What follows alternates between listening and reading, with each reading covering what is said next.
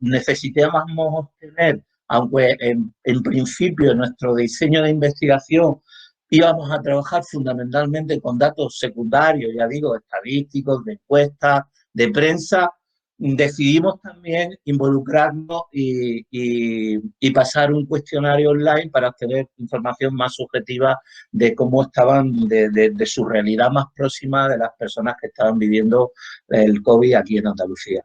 Y por último, también analizamos las redes sociales, y utilizamos, bueno, pues las redes sociales más, sobre todo más relacionadas con el debate y con la opinión de lo que nosotros en el cuadrante que está encima, que veis ahí, al análisis de contenido de prensa, bueno, pues relacionado con eso, ¿no? Debates sobre noticias, fundamentalmente.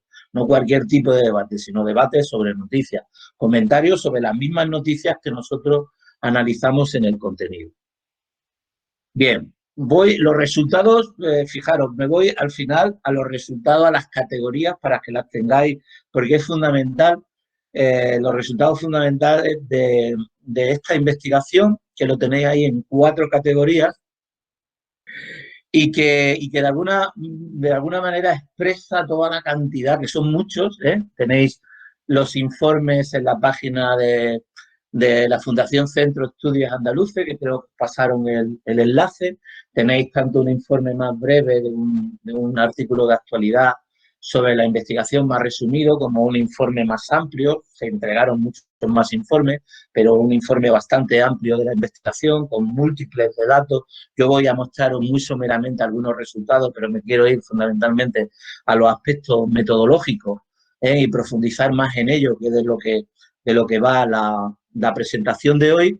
Pero mira, fijaros en esas 4 categorías que expresan muy bien los resultados tanto de los diferentes niveles de análisis, de la situación objetiva, de los datos de la pandemia, muchísima volatilidad. Nunca me he metido yo en una investigación secundaria de datos. Evidentemente los datos se estaban creando en el momento. Era investigación totalmente sincrónica, aunque luego, como veremos, tenemos que hacer comprobaciones diacrónicas de los datos que habíamos recogido a lo mejor una semana antes, que ya habían cambiado bastante, ¿no? O sea, había una volatilidad tremenda en los datos que las propias fuentes estadísticas, como el Instituto de Estadística de Andalucía, el Instituto de Estadística Nacional, etcétera, constantemente cuando nos daban cualquier dato, tanto de salud como económico, nos apercibían, oiga, que estos son datos muy, muy provisionales, que nosotros estamos dando este dato ahora, pero que posiblemente va a cambiar y constantemente tenemos por eso uno de los elementos claros en el control de calidad que hicimos era comprobar esos datos y verlos cuando había pasado un cierto tiempo, si ese dato continuaba siendo tal cual o se había modificado. Entonces los datos eran muy volátiles, muy discutidos, como veremos más adelante, etcétera, etcétera, pero la palabra clave, la categoría aquí es volatilidad en cuanto a los datos de la situación de la pandemia.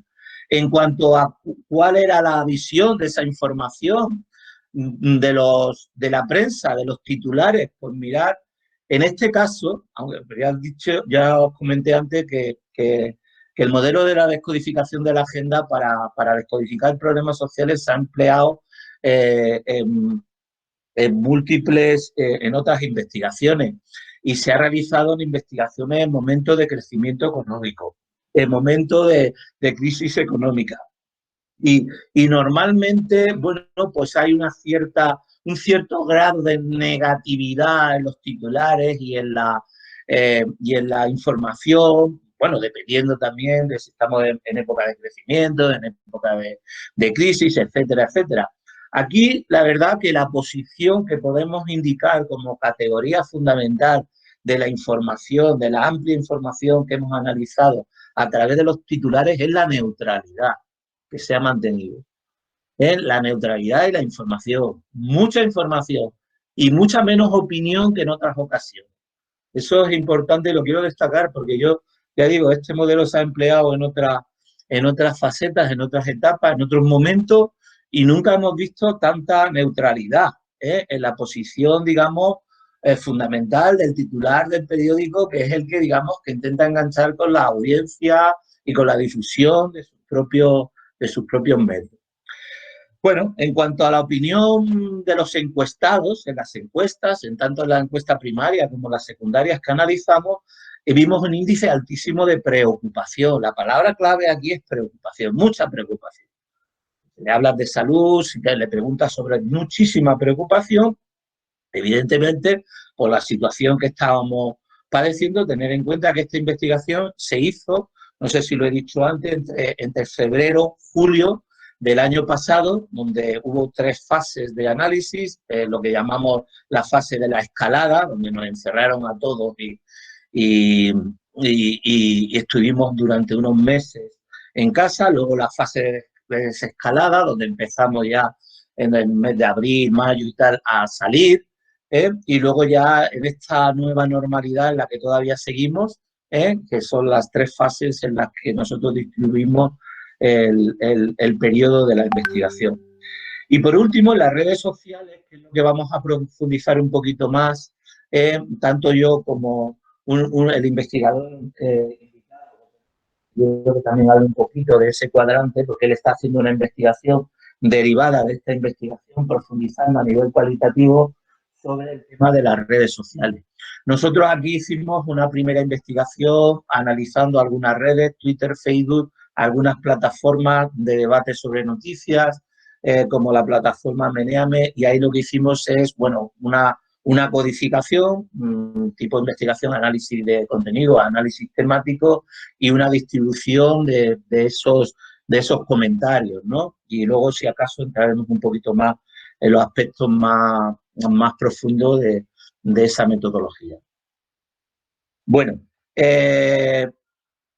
no tenemos mucho tiempo y no me quiero detener, entonces voy a pasar muy rápido algunos de los resultados de la investigación, pero como lo tenéis, ya digo, en los informes, no me voy a tener mucho en los resultados, me voy a ir rápidamente, voy a ir pasando un poquito rápido los resultados más importantes de la investigación para que se os quede una foto un poco de los resultados que hemos obtenido en esta investigación de la descodificación de la agenda. Voy a ser rápido en esto y luego ya me voy a detener en los aspectos estos aspectos metodológicos de control de calidad, de cuestiones éticas, etcétera, para que a medida de lo posible que yo pueda contestaros con respecto a lo que hemos hecho, pues establecer ahí el debate que se pretende en esta exposición de hoy. Entonces, sin ir sin detenerme más, vamos a mostrar algunos datos. En cuanto al primer cuadrante de los datos objetivos, nosotros hemos utilizado fuentes, ya digo, ahora veremos tanto fuentes oficiales estadísticas como fuentes basadas en expertos. En este caso, Nuestro Mundo en Datos, una fuente que hemos utilizado bastante de expertos de la Universidad de Oxford, y ahí hay un dato fundamental para que vosotros, entrando ahí, que lo podéis ver, esto está sacado del mes de octubre, pero lo podéis sacar en cualquier momento, eso, muchísimos datos más a nivel mundial, no solo de la pandemia, sino de montones de indicadores de todo tipo, tanto económicos como, y además, siempre comparativo con el resto de los países a nivel mundial. Y veis un poco cómo estaba la situación de la pandemia. Los test positivos a 7 días nos indica un poco cómo controlamos la pandemia, según la OMS, ¿no? Y si pasamos del 5%, es que la tenemos descontrolada. La tenemos descontrolada. Nosotros en el mes de octubre, nosotros la seguimos teniendo descontrolada, todavía, ¿eh? En el mes de octubre, si os fijáis ahí en España, en todo lo que aparece ahí en color ya tirando a rojo, es que está descontrolada. Todo lo que es colores tirando a azul, es que está controlada. En aquel momento, fijaros, tenían muy pocos países controlada la pandemia.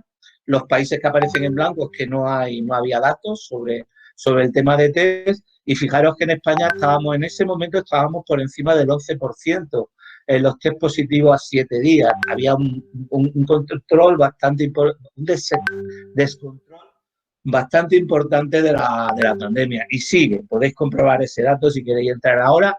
Y os vais a los test positivos en 7 días y veréis que todavía no hemos llegado a alcanzar ni el 5% siquiera, un poco entrando ya a niveles de empezar entre el 3 y el 5% más o menos a controlar la pandemia.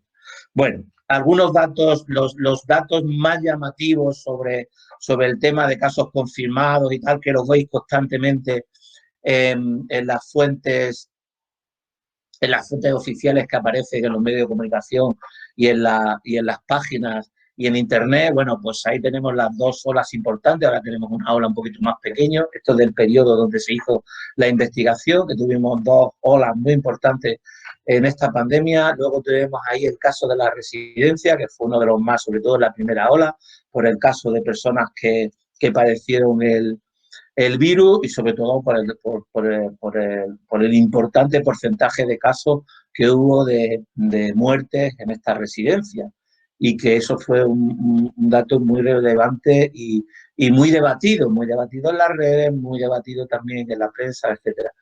El tema de algunos indicadores económicos y tal, la caída del Producto Interior Bruto, nunca ha habido una caída del Producto Interior Bruto como la hubo en esos 6 meses, ¿verdad? Que ya se va recuperando, pero fue, perdonar que os diga una palabra, pero fue bestial.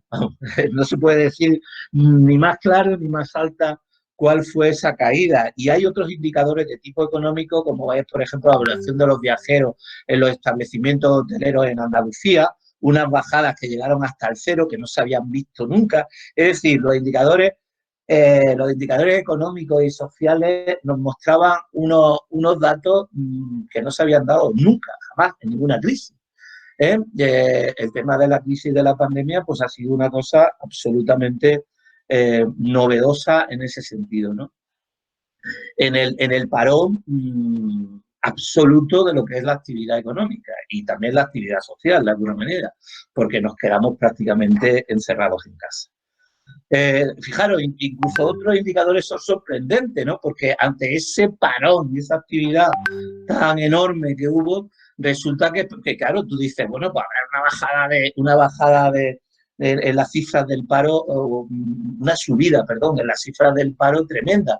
Sin embargo, pues bueno, por una serie de elementos que veremos luego, como son los ERTES y otra serie de actuaciones por parte de las administraciones, pues sí, es verdad, hubo una bajada de paro importante, pero también una bajada de la población ocupada y, por tanto, de la población activa. Entonces, bueno, es que hay mucha gente que sí, que se va al paro, pero es que no busca trabajo, porque no hay posibilidades, no había posibilidades. Ahora parece que ya estamos empezando a reactivarnos y se está empezando a reactivar todo, pero estoy situándome en el momento que hicimos la investigación. Estamos hablando de enero-julio del año pasado, ¿no?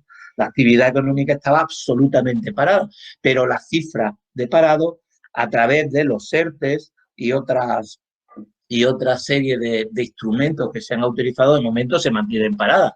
Veremos esos ERTES si vuelven a su posición de trabajo anterior o se van a la cifra de paro, veremos cómo va a evolucionar esto, y esto ya es cosa que hay que ver en futuras investigaciones y que yo invito a que continuéis con ello y investiguéis esa parte tan interesante de la evaluación de indicadores, ¿no? En cuanto a los titulares, bien, los titulares de prensa voy a pasarlos muy rápido. Yo ya os dije que se ha dado un caso, bueno, pues que no es el típico en los análisis de titulares de prensa, que lo utilizamos mucho en investigaciones nosotros para medir un poco a la opinión pública y la posición de la opinión pública ante los problemas, y vemos que mantienen una posición, fijaros, aquí lo tengo un poco desglosado entre la fase de escalada, la fase de desescalada, la fase de normalidad, y fijaros como al principio evidentemente bastante negativo, más negativo que positivo, que neutro, pero conforme vamos a la normalidad, aumenta bastante lo que es la neutralidad en los titulares. Y también, de alguna manera, se mantiene bastante en todas las fases lo que es información más que opinión, o titulares mixtos donde hay información y opinión, ¿no? Esto no ocurre igual en otras investigaciones que se han hecho en otros momentos diferentes a los de la pandemia. Bien, códigos clave. Los ERTES los voy a pasar muy rápido, la residencia, turismo, los test, los cierres, las aperturas, los rebrotes, las normas, bueno, eso han sido los códigos o códigos tronco, de esos han derivado, luego explicaré un poquito más o en las preguntas un poco los árboles que se montaron de análisis de contenidos, son los troncos y de esos troncos se han derivado una serie de hojas que explican un poco la cuestión de los ERTE. La cuestión de los ERTE, pues ha habido mucho debate y muchas hojas, porque evidentemente, bueno, pues los ERTE han tenido sus problemas, como veíamos en una de las imágenes, toda esa mujer, esa funcionaria tramitando ERTE, bueno, muchos problemas en la tramitación de esos ERTE, que todavía continúa, y mucho debate con respecto a los ERTE. Bueno, así una nube de palabras para que veáis un poco, digamos, palabras claves que aparecían en esos titulares y que evidentemente coronavirus, porque era lo que estábamos codificando fundamentalmente, el problema del coronavirus, pero fijaros que claro, la primera fase era todo con respecto a Andalucía, ¿no? Muertos, casos, todo con respecto a Andalucía. Luego vemos que en la fase de desescalada el coronavirus pasa, la palabra que más aparece en los titulares es reincorporación, ERTE, estabilización, test, etcétera. Y luego de nuevo coronavirus en la normalidad, ¿no? Por aquello de los rebrotes y tal, pero ya vemos que en vez de aparecer una Andalucía muy grande, aparecen las provincias, ¿no? Porque ya veis que en la nueva normalidad ya los encierros y todo esto es a través de provincias, de localidades, de zonas, fundamentalmente. Bueno, y de alguna manera, pues eso también se incorpora en las palabras claves que hay en los titulares. Bueno, comentaros algunos indicadores de la encuesta. Bueno, en cuanto a las condiciones, yo os digo que a través fundamentalmente de la encuesta que hizo el Instituto de Estadística de Andalucía, también la Fundación de Estudios Andaluces hizo 3 encuestas que están publicadas también en su página web, que nosotros tuvimos además la posibilidad de trabajar con los datos de la encuesta, es decir, con la base de datos de la encuesta, pudimos analizar también y trabajarla con ella. En programas de análisis estadístico y luego también nuestros datos primarios. Bueno, aquí nos mostramos un poco algunos datos, digamos, de cómo se sentía la gente. Fijaros, algunos indicadores, por decirlo. Mira, en cuanto al tema, a un tema muy interesante, ¿no? El tipo de vivienda en el que se pasaba esta investigación, por ejemplo, que son datos del Instituto de Estadística de Andalucía, pues corresponde a la época básicamente de la escalada y un poquito de la desescalada, pero básicamente la escalada. La mayoría de la gente la pasó en las ciudades en apartamentos, pisos de más de 10 viviendas, en espacios bastante reducidos, en la zona urbana. Sin embargo, en la zona con densidad intermedia, zonas rurales, la mayoría de la gente vivía en unifamiliares independientes, adosados o pareados. Con lo cual, ya solamente eso ya os da una medida, ¿no?, del índice de calidad de vida de esas personas en el paso de 2 o 3 o 4 meses como estuvimos encerrados, ¿no? 2 de ellos totalmente encerrados, prácticamente. Como vemos ahí, en algunos voy a pasar muy rápido por estos indicadores, la actividad laboral, ya veis que aparecen ahí el tema de mucha gente que entra en ERTE, asalariados sin ERTE, algunos que están en tramitación de ERTE, casi un 30% de personas que entraron en ERTE, actividad, o por lo menos que decían que estaban en posición de entrar en ERTE, actividades realizadas fuera de la vivienda eran muy pocas en la fase de la escalada, prácticamente sacar al perro, ir al trabajo y luego semanalmente ir a comer, a comprar, actividades de tiempo libre dentro de la vivienda, las videollamadas, ver películas, ver series y usar las redes sociales.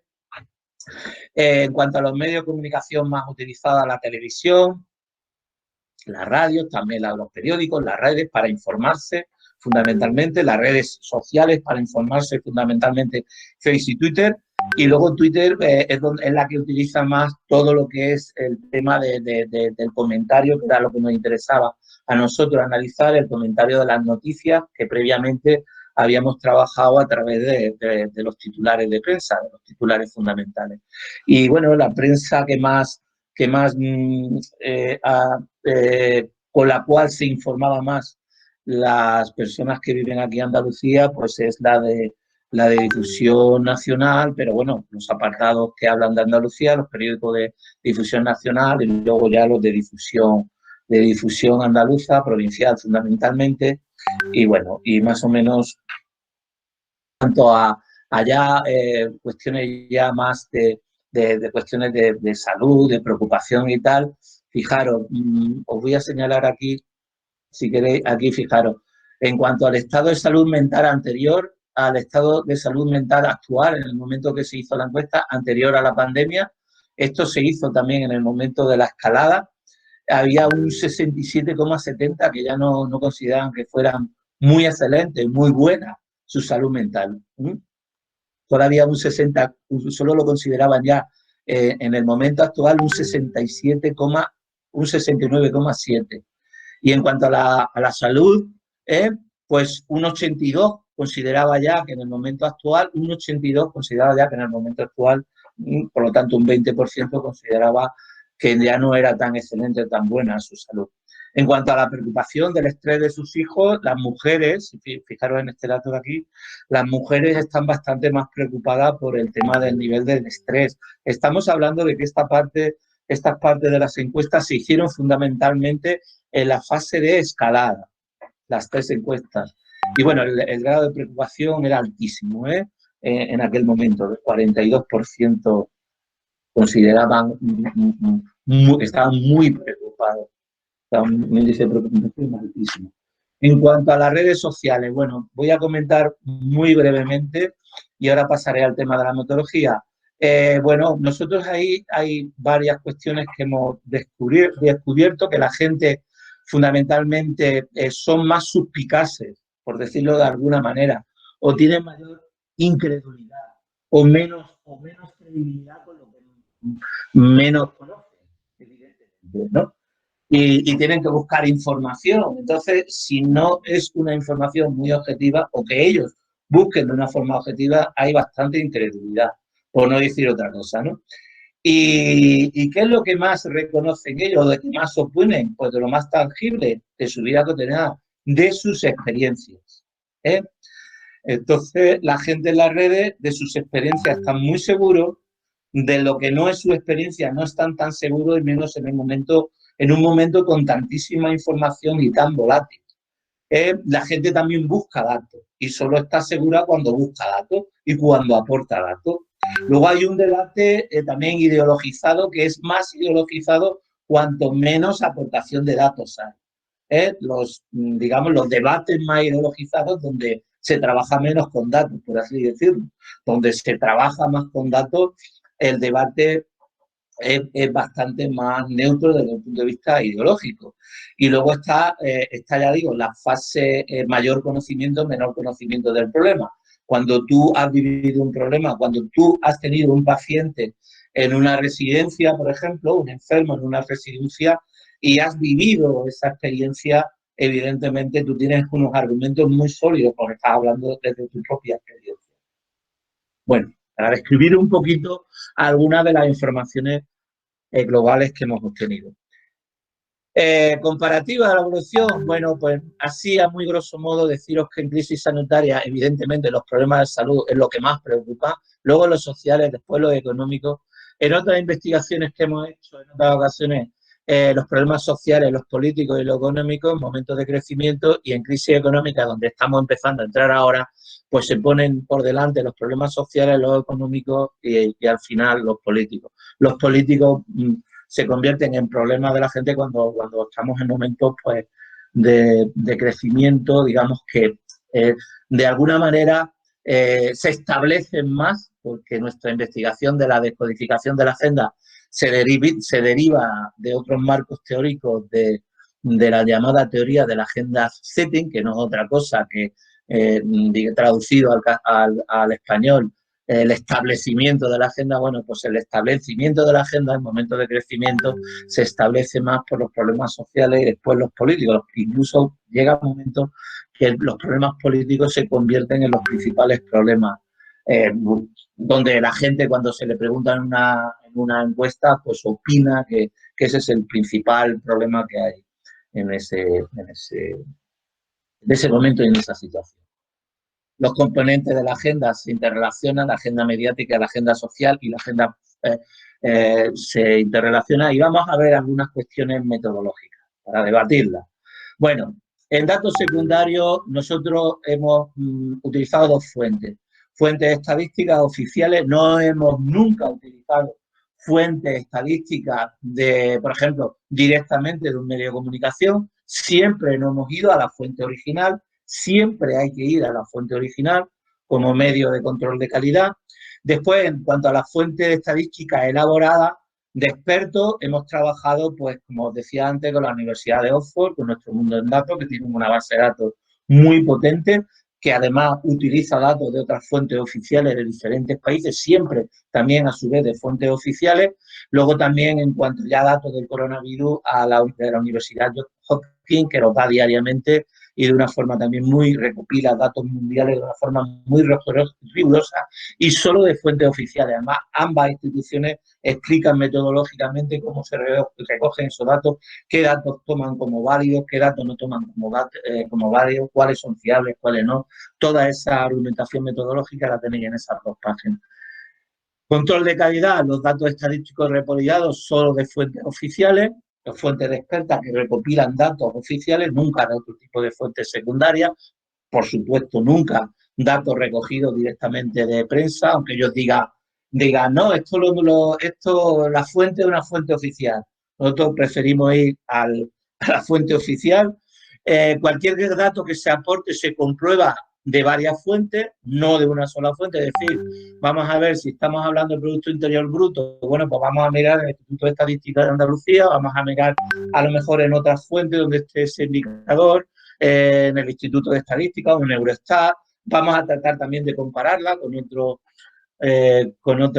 otros datos de Producto Interior, es decir, vamos a utilizar varios y vamos a contextualizar también el dato a su vez. Recopilación del dato sincrónico y diacrónico. Estábamos recopilando datos en el momento que estaba ocurriendo el hecho.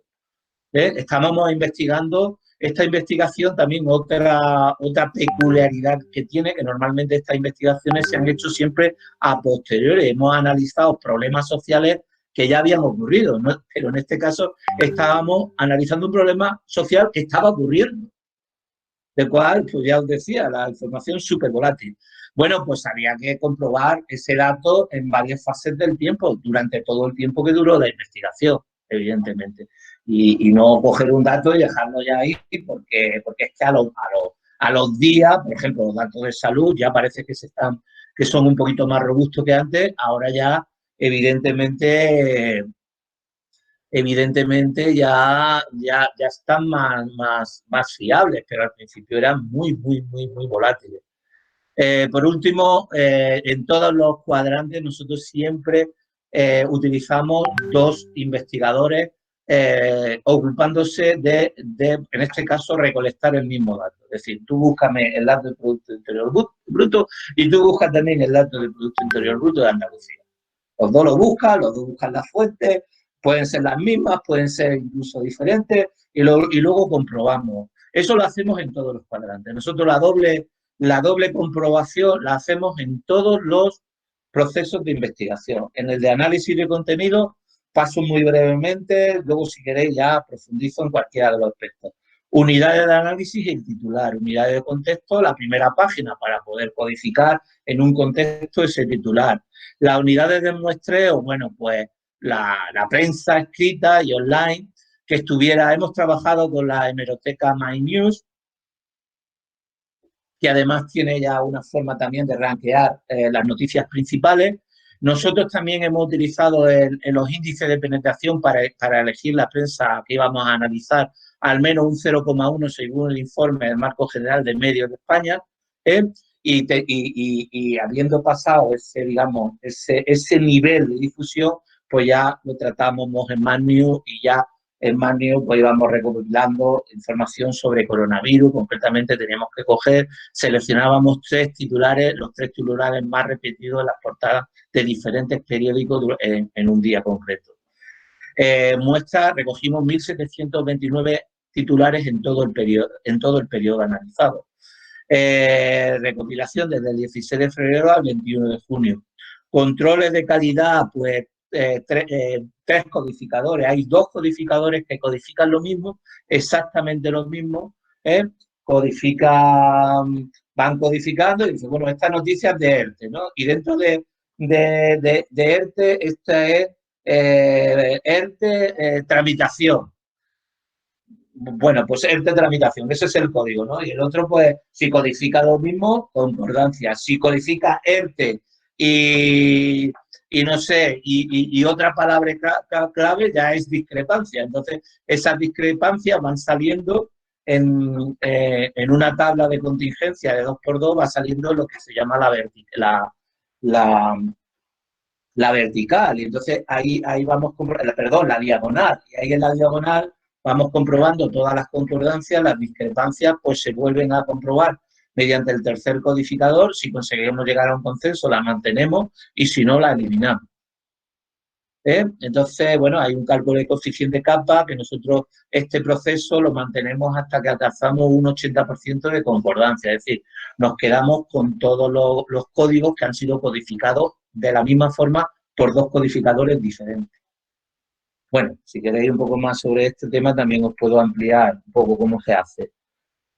Pero bueno, la mejor forma, toda la gente que ha hecho práctica ahí, pues siempre trabajamos con la misma metodología y ya digo, para todos los cuadrantes. En el tema de análisis de encuestas, análisis de secundario de datos, en algunos casos, como es el Instituto de Estadística de Andalucía, trabajamos con el informe que está en la página. En el caso de los estudios de secundarios, de estudios realizados por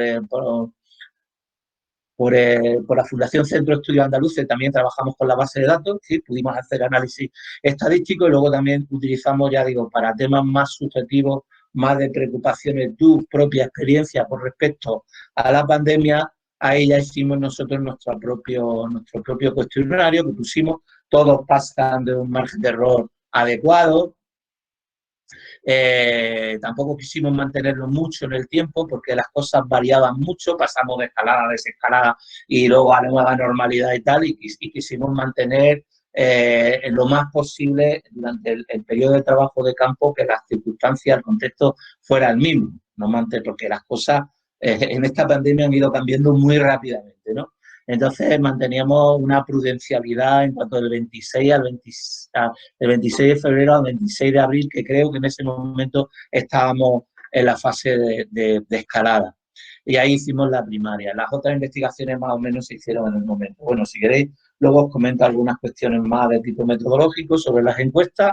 En cuanto a la etnografía virtual de la investigación, hay muchísimos comentarios. Los comentarios están derivados de las noticias que nosotros analizamos en el análisis de contenido y que luego buscamos en las redes. Vimos en Twitter, las codificamos primero porque ahí mismo las positivas y negativas, según los propios usuarios, ¿no? Ellos mismos las codifican y a partir de ahí hicimos una segunda codificación que aparece ahí en los tipos de respuestas, si eran objetivas, subjetivas. Bueno, si queréis esto lo explico un poquito más, pues si había datos, si no había datos, si hablaban de experiencias personales, si no hablaban de experiencias personales, si se daba opinión, si se daba información. Esto también lo codificamos y de ahí elaboramos un poco un informe más cuantitativo que cualitativo. Utilizamos también la plataforma Meneame, que es una plataforma donde a su vez esas noticias de Twitter fundamentalmente se llevan ahí a discutirse en esa plataforma. En esa plataforma aparecen una serie de votos positivos y negativos y también hay una especie de karma o medida de participación donde se indican las noticias más debatidas en esa plataforma que a su vez vienen, ya digo, que provienen también de Twitter y a que a su vez provienen de los propios medios de comunicación que ponen en Twitter. Todo esto está conectado y entonces esta también nos ayuda a rankear o a poner en un ranking un poco las noticias según ese karma de la plataforma Meneame. En el caso de esta investigación, si queréis luego hablamos un poquito más, porque supongo que uno de los temas que pueden ser más interesantes para debatir metodológicamente, que más os puede interesar en las cuestiones de redes sociales, análisis de tipo de redes o de minería de datos, como también se ha llamado siempre, podemos utilizar dos estrategias. Una estrategia más utilizando, la primera muestra teórica estadística, que pase más de 400 comentarios, es decir, que haya una representación estadística y tal, Pero luego ya las otras muestras de selección se pueden utilizar muestreos cualitativos, opináticos, que en nuestro caso, teóricos, etcétera, y nos ayudan un poco a componer pues una muestra para luego poder abarcar e interpretar, siempre clasificada por códigos. Otra forma de trabajar es mediante programas de inteligencia artificial que buscan la información a través de una serie de argumentos de búsqueda, utilizando inteligencia artificial, pero también se parte de lo mismo, hay que codificar primero. Podemos partir de ese libro de códigos que hicimos sobre las noticias más importantes, el análisis de contenido, tanto para utilizar una inteligencia artificial mecánica de búsqueda, como para utilizar una estrategia más cualitativa de búsqueda, de muestreo intencional, muestreo teórico y tal, que es el que nosotros hemos utilizado en esta investigación, ¿vale? Y ahí hemos ido, bueno, pues separando, que es muy importante, en esos 6.000 y pico de cuestionarios y en todo lo que hay en las redes, es muy importante separar, y aquí termino, el ruido, que hay muchísimo ruido de la información. Bueno, pues el ruido es ruido y hay mucho en las redes sociales y nosotros estábamos buscando información, estábamos buscando pues esa opinión sobre las diferentes noticias que habían aparecido en diversas opiniones, ¿no?, que se establecían en esas redes sociales. Bueno, sin más, voy a pasarle la palabra a Luis, que también participó en la investigación, pero que él, y quería traerlo hoy, te vamos a dejar muy poquito tiempo, porque para entrar al debate tienes muy poquito, explica un poquito tu investigación. Él, a partir de aquí, ha comenzado una investigación totalmente cualitativa sobre la experiencia de los comunicadores de ciencia social emergente, que es el COVID. Entonces, él está investigando a los influencers, ha hecho etnografía activa, nosotros hicimos etnografía pasiva, luego si queréis hablamos un poquito de estos conceptos. Él ha trabajado, ha hecho entrevistas por internet, concretamente 9 a influencers que son actores, como todos sabemos, fundamentales o muy importantes en las redes sociales, por donde la gente seguía bastante, sobre todo en esto de conseguir información a través de las redes sociales, ¿no? Pues si quieres, Luis, háblanos un poquito de tu investigación, si estás por ahí. Aquí estoy. Buen día a todas y todos. Gracias por el tiempo y el espacio. Si les parece, les comparto una presentación muy rápida de lo que han sido la estrategia metodológica que he desplegado a partir del informe de descodificación. Entonces, si les parece, les comparto pantalla. Yo ya he dejado de compartir. Gracias.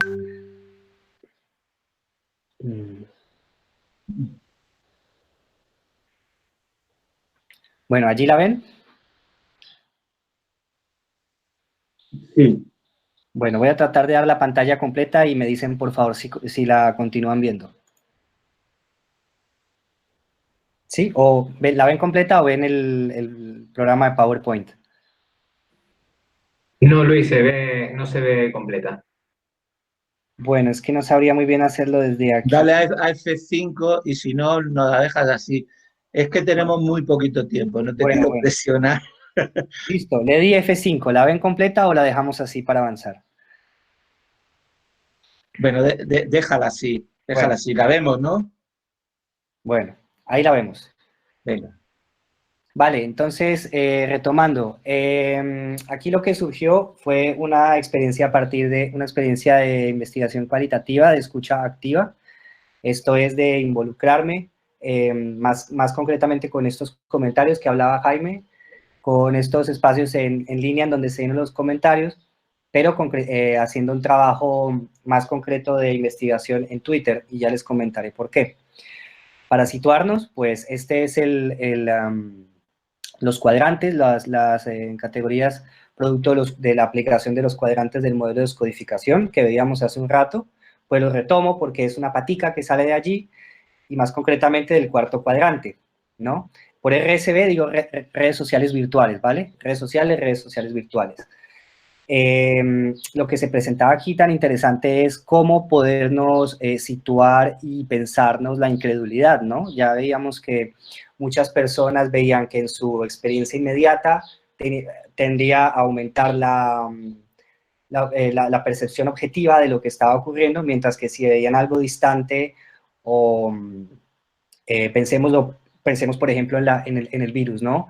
Si la gente empezó a notar que que las personas se estaban contagiando a tasas muy elevadas de un virus nuevo, atípico, pero estaban viendo que ocurría en China, que ocurría en grandes ciudades, y que en Andalucía, según recuerdo en Granada, pues la incidencia y el aumento de los casos fue ya algunas semanas después, por lo cual había un grado de incredulidad, puesto que se percibía como algo que no estaba ocurriendo al frente de mi casa o en mi núcleo familiar. De repente empezó a ocurrir, y uno de los focos centrales fueron los hogares de los adultos mayores, ¿no? Por lo cual muchas familias empezaron y muchas personas empezaron a dar cuenta desde su experiencia particular que sí que era algo real y que sí que podía causar la muerte, ¿no? Que era algo mortal, por lo cual se necesitaba actuar de inmediato. ¿Qué pasó? Para partir de este cuadrante, luego entonces empecé a observar este tema de la incredulidad a partir de lo que se trabajó en el informe de descodificación desde el Colegio de Politólogos y Sociólogos, pero a partir de allí para agarrar parte de experiencias de trabajo en metodología cualitativa que había tenido previamente al máster de problemas sociales, y empecé a escudriñar en las personas que empezaban a hablar más concretamente del tema, pero con propiedad.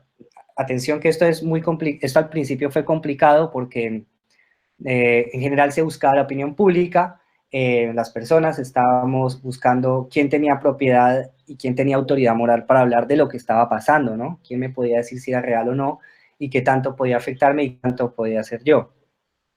Entonces, inicialmente, pues eran las alocuciones presidenciales, era Fernando Simón todos los días a cierta hora dando los reportes, ¿no? Pero conforme esta tendencia que se detectó en el informe de descodificación, de que lo más propio, lo más inmediato se percibía menos objetivo, conforme esa relación se fue cambiando, entonces las personas en redes sociales, sobre todo los y las jóvenes, empezaron a buscar también personas inmediatas, no solo en en el espacio geográfico, en este caso sería Andalucía, sino próximas y familiares en gustos, en opiniones, en experiencias, ¿no? Y para esto Twitter se presta como algo muy eficiente de ver, porque nos permite primero ver las noticias en tiempo real, su evolución. Segundo, permite a las personas responder a esas noticias e incluso transmitir ellas mismas lo que está ocurriendo en el formato del microblogging o blogueo micro, que tiene que ver con que tenemos una limitante que son 240 caracteres por trino o por tweet, y luego podemos hacer hilos, pero esa característica permite mucho captar la atención. Finalmente, muchas de estas noticias, como decía Jaime, iban a parar a Meneame, donde eran rankeadas, y una de las cosas que ha resultado de esta aproximación es que las personas rankean las noticias. Muchas veces las noticias tenían mayor resonancia porque tenían más estrellas o mayor valoración, o en el caso de Meneame, un karma más elevado, ¿no? Que no necesariamente era lo que decían los expertos o las comunidades expertas, en nuestro caso de España y de Andalucía, ¿no? Por lo cual Twitter se presentó, entre otras redes, como una ventana muy interesante para podernos acercar, ¿no? Y este acercamiento, pues las fuentes inicialmente era lo que decían estas personas a través del microblogging, a través de sus cuentas, y luego entonces, luego la capacidad de ser retuiteados o compartidos, o la capacidad de ser respondidos. Esto es un criterio cuantitativo que allí en el público, quienes tengan Twitter y redes sociales, pues verán que es de peso porque tiene que ver con la reputación. Puede ser tramposo muchas veces, pero es un indicador muy importante para ver que una persona está siendo escuchada y que una persona puede incidir en el debate. Y recordemos que esto es algo en tiempo real.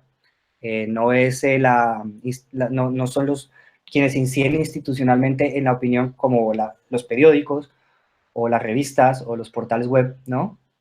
Sino son personas que pueden necesitar bastarse de su ordenador y de unos medios muy optimizados, pero en casa para poder sentar una opinión, ¿no? Entonces, las herramientas, pasamos de las herramientas que se utilizaron en el informe de descodificación que tienen que ver con la escucha pasiva inspirada en la etnografía virtual, quien nos da la pauta para esta metodología es la investigadora Lisenda Ardebol, y para mi ejercicio de investigación, pues la retomo, como también a la investigadora Sarah Pink, que hace un texto, un manual, por decirlo así, muy, muy interesante sobre cómo hacer etnografía virtual a partir de otros investigadores que la han realizado desde los años 90 inclusive. Y ya con ello, pues empezamos a hacer, empieza a hacer la investigación activa, en tanto respondo a las personas. Yo tuitero y yo investigador, pues me fundo, hago un acto bueno, sincerarme con la gente que me sigue y a la que sigo y digo, vale, soy tuitero, pero estoy en una investigación, así que te sigo por esto. Empiezo a mandarles mensajes personales, DMs, mensajes directos, a preguntarles si me pueden ayudar con una entrevista para una investigación, y la mayoría, si no todos, muy gustosamente acceden, ¿no? Pero al mismo tiempo hay una relación previa que es que los estoy siguiendo desde hace un tiempo, desde que un poco más de que llegué a Granada, que son 2 años, así que este ha sido un ejercicio también de enterarme cómo funciona la opinión pública aquí en Andalucía y en España, ¿no? Por lo cual, con algunas de estas personas ya venía yo interactuando o enviando, haciendo retweets o respondiéndoles, con otras no. Por lo cual esto venía de un ejercicio más también de navegación y de inquietud personal desde antes. Y ahora con una cariz más académico, ¿no? Entonces, 3 elementos por los cuales defiendo y sostengo que Twitter está bueno para estos ejercicios. El primero tiene que ver con un estudio que hacen en Cataluña hace unos años, pero que destaca Twitter como la red más satisfactoria. Ojo, que satisfactoria no quiere decir la mejor o la más exitosa o la más popular. Satisfactoria era porque enfrentaban ellos unos criterios de expectativa versus unos criterios de uso a partir de unos usuarios y usuarias. Allí en Cataluña los encuestan, hacen una encuesta de valoraciones y deciden que es la que más colma sus expectativas. Insisto, no por eso la más popular, pero sí colma con las expectativas de las personas quienes entran a ella, ¿no? Otro criterio más actualizado, bueno, el primero es más de valorativo, quali, si quieren, el segundo más cuantitativo, que tiene que ver con un aumento en el uso diario y en la cuota de interacciones. Esto es parte de un informe que hace IAB, que es un instituto de marketing español, pero por lo mismo se dedica anualmente a publicar cada mayo, un informe sobre redes sociales, sobre consumos.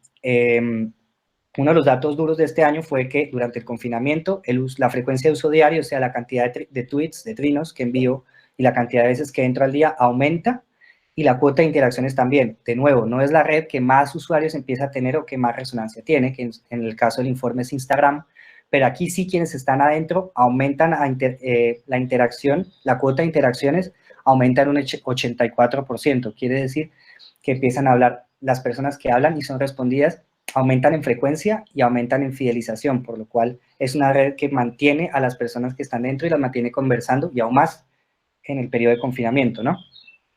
Y finalmente, un criterio más cualitativo o crítico, si quieren, del ensayista Richard Seymour, lo retomo para hablar en su obra de Twitter Machine, La máquina de trinar, que, bueno, ya estará en la biblioteca de la universidad en cuanto la devuelva, y tiene que ver con un planteamiento clave que él dice que estamos en una época en que la gente escribe y se escribe a sí misma como un acto compulsivo.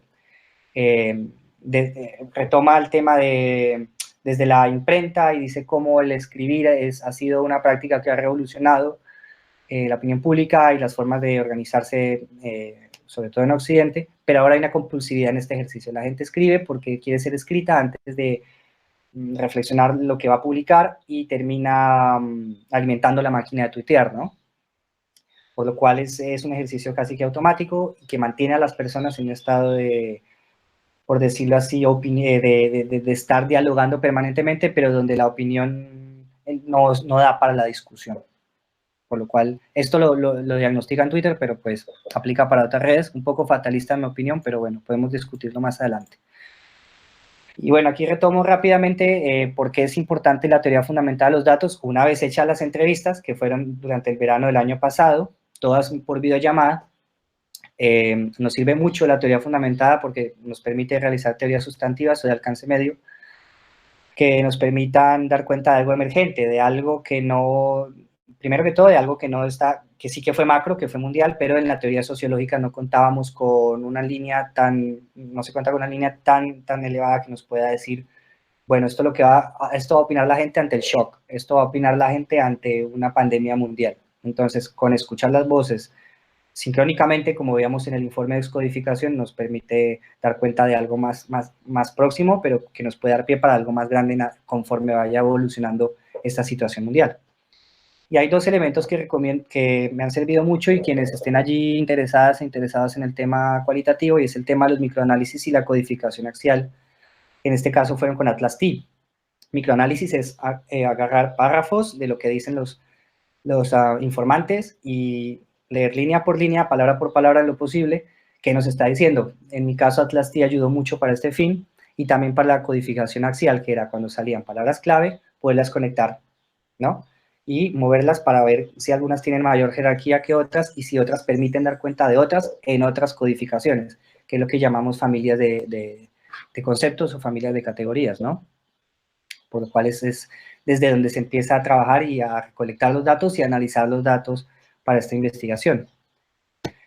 Los criterios por los que se escogen las personas fueron 9 influencers o más adelante veremos divulgadores de ciencia, ¿no? Como se reconocen ellas y ellos, y 2 personas que escogí un poco más aleatoriamente, que no pertenecían a estas comunidades, pero que sí que vivieron en carne propia la pandemia.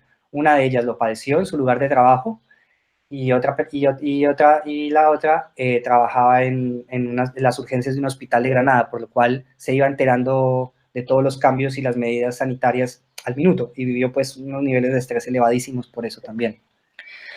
Y los usuarios Luis, perdona, es que nos está informando Guadalupe para ir terminando, ¿vale? Para que haya posibilidad del resto del alumnado y los profesores, los compañeros de participar, ¿vale? Bueno, vale, entonces solo dos más y después lo que gusten. En esta resumo los criterios con los que escogí las personas entrevistadas.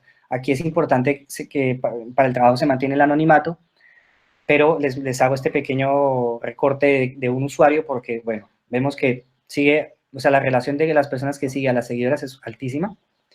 Yo digo que para los escogidos, escogí usuarios de por lo menos 3.000 personas, y bueno, ustedes dirán, de 3.000 a 591.000, pues hay un mundo de diferencia. Pues 3.000 era porque una de las personas que resultó de este muestreo era seguida por poco más de 3.000 personas, pero no adscribía a ningún medio alternativo, un medio independiente, que era otro de los criterios iniciales. Ella era más influencer, más conocida en entornos locales de Granada, sobre todo, por lo cual me pareció muy diciente también de lo que podíamos comentar. Otro criterio, este es el perfil del informante clave, ¿listo? El informante clave fue el que llevó a los demás bajo una metodología bola de nieve, o sea, él me habló de otra persona y esta otra y de esta otra hasta que llegué a las 9. Y por lo cual a él lo considero informante clave, principalmente por el criterio cuantitativo que les decía, la cantidad de gente que lo sigue, y por un criterio más de posicionamiento en la opinión pública, que son estos 3 medios independientes de España y Andalucía, ¿no? El anterior, pues están los criterios metodológicos, los podemos conversar más adelante si el tema es de tiempo, ¿no? Y pues me salto porque esto ya es un tema en que resumo el tema de control de calidad o de revisión o de pesca y repesca de lo que iban arrojando las entrevistas, ¿no?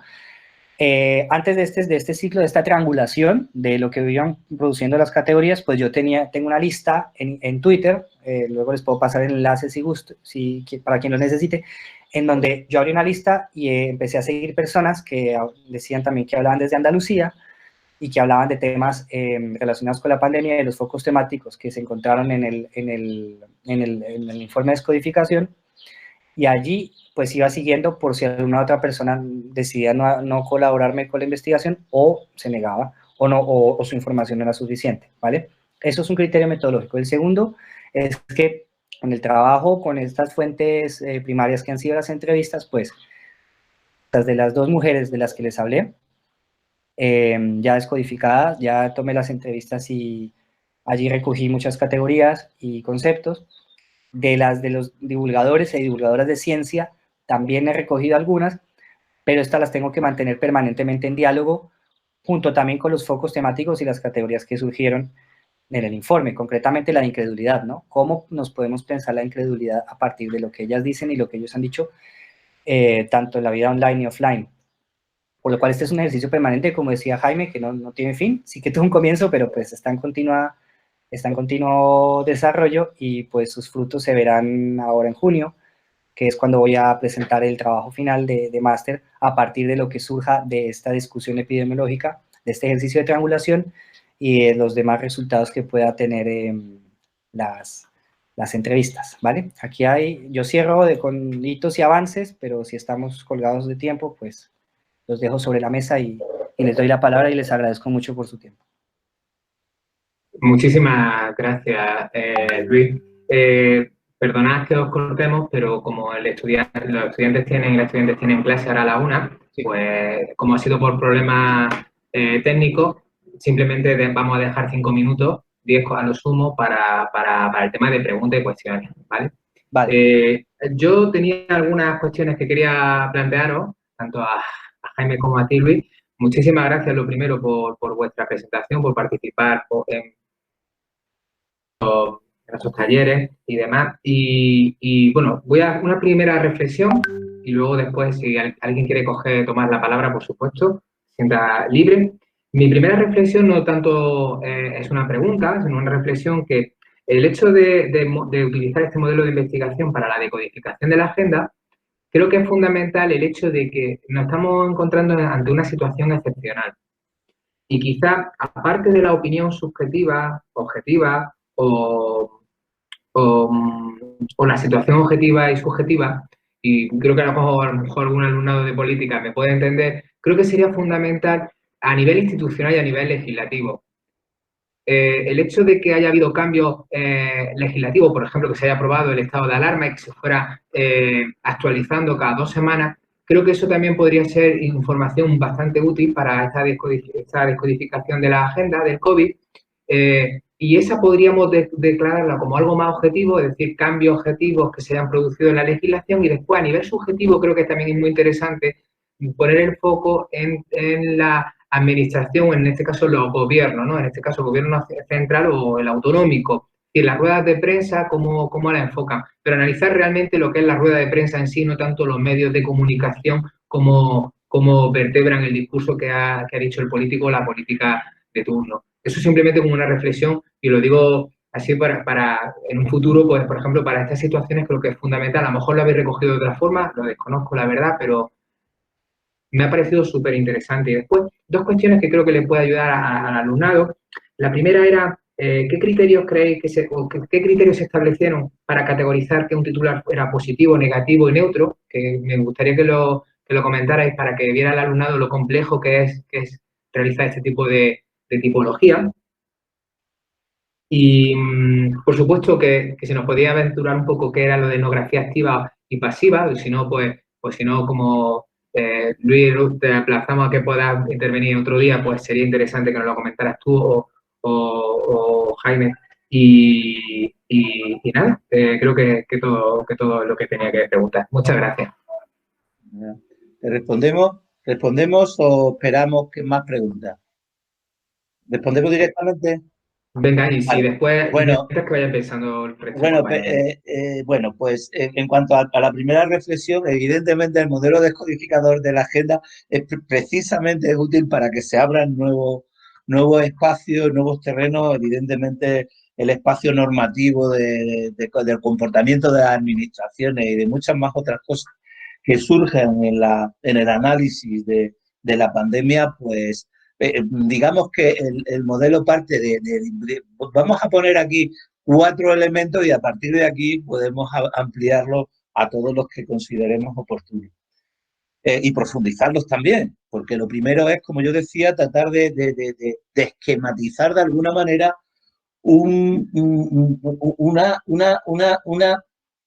información tan amplia como ocurrió, que además es un hito, yo nunca lo he visto esto. Yo tengo ya algunos años, ¿no? Pero esto que ha ocurrido en la pandemia, esta cantidad de información, que además con tantísima, no solo el hecho de la información, sino tanta gente recibiéndola y tanta gente también participando, porque a través de la red veíamos que la gente también opinaba. No lo he visto nunca, es que estábamos encerrados. Y necesitábamos también informarnos todos, ya ajenos a la investigación, ¿no? Entonces, este fenómeno, y seguirlo además de una forma in situ, es bastante complejo. Entonces, lo primero que hay que hacer es intentar, pues bueno, parcializar la realidad. A partir de ahí se pueden tomar todas las vertientes que se quedan oportunas. De hecho, yo tengo gente que está trabajando tesis, ¿no? A partir de la descodificación de la agenda, pues gente que está trabajando el terreno precisamente del tema institucional y otro que está trabajando pues, concretamente el problema del paro, pero solo el problema del paro. Y ya ahí me voy al tema positivo o negativo. El paro baja. Yo te pregunto a ti, titular, el paro baja. ¿Qué es, positivo o negativo? ¿Tú qué dirías? En ese caso sería positivo, creo. Sería positivo, ¿no? También depende del partido al que pertenezca, ¿no? Bueno, pues es tan sencillo como eso, es positivo. Si el otro codificador codifica también como positivo, lo damos como positivo, ¿vale? Pero si el otro codifica como negativo, ahí tenemos una discrepancia, que es lo que tenemos que mirar. Entonces, la forma es, sencillamente, tú eres el que tienes que responder. Se te da un libro de código y mira este titular. Mira, si es positivo o negativo, tú das. ¿Cuál es el control? Que este otro lo está haciendo paralelamente a ti. Y además, es que hay otro control, es que hay una tercera persona que va a entrar también en la codificación. Y entonces va a haber muchas discrepancias, pero no solo en lo positivo, en lo negativo, sino en lo objetivo, en lo objetivo, en lo que es experiencia, no experiencia. Cualquier código puede tener 2 o 3 vertientes, 2 por lo menos, y normalmente 3, porque siempre hay cosas que se quedan en lo mixto, ¿no? Esto puede ser positivo, pero también puede ser, un artículo puede ser de opinión, pero también un poco de información. Entonces, el primer paso que hay que hacer es codificarlo. El segundo paso es que tienen que codificarlo varios. Entonces, este trabajo de codificación, entiendo yo, sobre todo lo que se deriva del análisis de contenido, se tiene que hacer por varios codificadores. Y es la forma de, digamos, no acertar, pero por lo menos mantener criterios de control. ¿Y cuál era la otra? No recuerdo. Bueno, lo del tema pasivo y activo. El tema, referencias metodológicas, de Bohr, más gente. Nosotros hablamos de etnografía pasiva, observación pasiva, cuando no interferimos. Es decir, nosotros nos ponemos a observar lo que están diciendo las redes sociales. Nosotros estamos buscando noticias que han aparecido en el análisis de contenido, los titulares de prensa, y vemos cómo se debaten en las redes. Observamos, cogemos esos comentarios y los codificamos. Estamos haciendo observación pasiva. En el caso de Luis, lo que hace es observación activa, porque entra en la red, participa, se identifica, ojo, hay que identificarse, hay que indicar que estás haciendo una investigación. Tú no te puedes meter en la plataforma Menéame y empezar a interactuar con la gente, porque entonces estamos ya en los temas que no me importaría debatir hoy o más adelante, o incluso dejar una clase para los temas éticos y deontológicos y tal que hay que tener en cuenta en este tipo de investigaciones. Pero nada más. No sé si Luis quiere comentar algo más. Luis, ¿ha salido de la reunión? Sí, bueno, creo que sí. No está activo. Sí. Si alguna compañera o un compañero quiere comentar cualquier cuestión, pues aprovechamos, cerramos en un par de minutos, 3. O algún alumno o alumna, si tenéis también algo que queréis preguntar, comentar. Yo solamente quería reiterar mi felicitación al profesor Germán Andreu, a Luis, a Monacid, que además es alumno del máster en problemas sociales. Ahora acaba de ingresar de nuevo, Luis. estaba felicitando por el trabajo, por la colaboración con el colegio y con la investigación del profesor Andreu. Y solamente decirle a los estudiantes y las estudiantes que quedan el grupo de segundo A de Sociología, de Técnica de Producción de Información, que ya está ahora pues, poca gente, ¿no? Por los problemas técnicos que hemos tenido al inicio, ¿no? Pero seguiré hablando del profesor Andreu porque es el que impartirá la asignatura de análisis cualitativo el curso que viene, ¿no? Donde podrán profundizar en este otro tipo de análisis donde el profesor Andreu lleva investigando con esa herramienta y muy fecundamente, ¿no? Nada más que eso. Gracias. Pues nada, muchas gracias. Yo solo decir que me parece el caso de Luis, quiero también ponerlo como ejemplo porque un poco también para los alumnos, para que entiendan que en este caso, bueno, pero puede ser en otras instituciones, en otros casos, Luis ha conseguido pues hacer unas prácticas en el colegio, participar en una investigación y de ahí se ha derivado también su TFM. Yo creo que esto es bastante interesante, que los alumnos tenéis que pensar bien y es muy importante las prácticas. Da igual que la hagáis en el colegio, que la hagáis en un grupo de investigación, del departamento, que también se pueden hacer, que la hagáis en otras instituciones, pero que hagáis unas prácticas donde realmente podáis ya entrar en investigaciones reales y sobre todo que la encontréis también y que encontréis vosotros también vuestro camino y para vuestras propias investigaciones, tanto en los grados como en los TFM. Intentéis, bueno, pues de alguna manera ir acumulando actividades, conocimientos e información para que vosotros luego, bueno, pues emprendáis vuestra investigación. Por eso he querido traer también hoy a Luis, porque me pareció muy interesante el planteamiento que hizo él, derivado de la investigación que hicimos el año pasado, y bueno, yo me parece que es un buen ejemplo, ¿no? de todo esto que acabo de decir. Vale, muchas gracias a todos y a todas por el tiempo. Yo lo que espero que con esta experiencia es rescatar y defender que en los entornos digitales ocurren cosas, hay efectos sociales, hay problemas sociales, hay formas de coordinarse. Es una invitación para que no porque hayamos estado en un confinamiento nos volquemos a mirar las cosas en digital y después nos vayamos, sino que no sea una cosa circunstancial, sino que veamos que allí hay formas de investigar, que hay herramientas que nos pueden dar cuenta de lo que está ocurriendo y que al mismo tiempo las redes no son solo lugares para quejarse o encontrar sentimientos muy intensos, sino también para poderse organizar y para poderse informar de una manera más inteligente. Yo las y los invito a que podamos seguir construyendo y enriqueciéndonos en estas herramientas y pues quedo abierto a cualquier futuro encuentro y pregunta y duda que surja de trabajo con las estudiantes y con el equipo de investigación. Muchas gracias. Pues nada, muchísimas gracias y lo vamos a dejar por hoy aquí ya. Y como ha comentado Guadalupe, todas estas sesiones se van a retomar a partir de octubre, del próximo curso escolar. Y nada, muchísimas gracias, perdonad, gracias por vuestra paciencia y volvemos a reiterar nuestras disculpas por todos los problemas técnicos que ha habido. ¿Vale? Pues nada, un saludo y nos vemos en la próxima. Un saludo y gracias a todos. Hasta luego.